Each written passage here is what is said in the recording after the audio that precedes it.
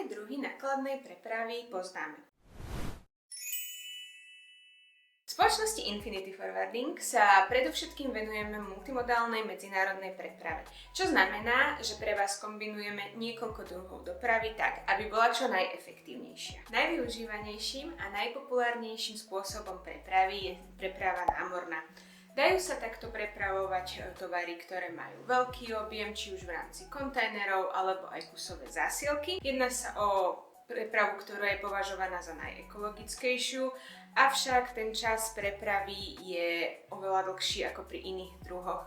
Pri Číne a Ázii sú to väčšinou 2 mesiace, USA predstavuje tiež nejakých 6-7 týždňov. V posledných rokoch, najmä pre prepravu tovarov z Číny, si získala obľubu preprava železničná, nakoľko poskytuje zlatú strednú cestu medzi prepravou námornou a prepravou leteckou.